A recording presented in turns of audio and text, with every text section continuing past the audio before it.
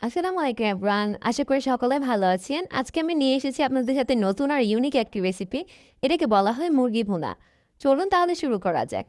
ভালো করে মুরগিগুলোকে ভেজে নেব। মুরগিটাকে যতই ভাজা ভাজা করবেন তত এটা আরও বেশি মজা লাগবে।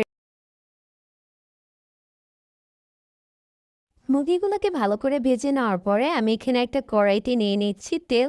তেল দেওয়ার পরে আমি এখানে দিয়ে দিচ্ছি পেঁয়াজ কুচি। পেঁয়াজ কুচিটা একটু বেশি করে দেবেন, তাহলে এটার ফ্লেভারটা ভালো আসবে। পেঁয়াজগুলো ব্রাউন হয়ে যাওয়া পর্যন্ত আমি এখানে ভেজে নিচ্ছি।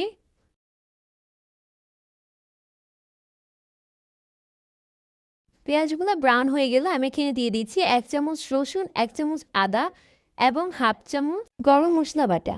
দিয়ে সবগুলোকে নেড়েচেড়ে ভালো মতন মিশিয়ে নিচ্ছি পেঁয়াজের সাথে, মশলাগুলো কাঁচা গন্ধ যাওয়া পর্যন্ত।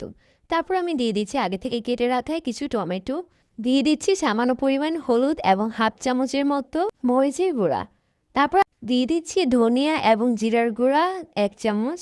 দিয়ে আমি মশলাগুলোকে নেড়েচেড়ে সামান্য পরিমাণ পানি দিয়ে দিচ্ছি কষিয়ে নেওয়ার জন্য। তারপর আমি দিয়ে দিচ্ছি এখানে স্বাদমতো লবণ।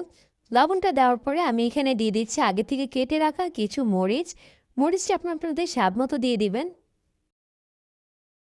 তারপর মশলাগুলোর মধ্যে আমি দিয়ে দিচ্ছি আগে থেকে ভেজে রাখা মুরগিগুলো। মুরগিগুলো দিয়ে মশলার সাথে ভালো করে মিশিয়ে নিব। তারপর আমি এটাকে ঢাকনা দিয়ে ঢেকে কিছুক্ষণ ওয়েট করব। বারবার মাছিয়ে দিয়ে নেড়ে দিতে হবে। রান্না করে নিব। আমি এখানে এক্সট্রা কোনো আবার পানি দিব না।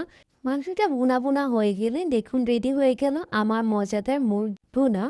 এটা কিন্তু গরম ভাতের সাথে খেতে খুবই মজা লাগে। আশা করি সবার কাছে ভালো লাগবে। আল্লাহ হাফেজ।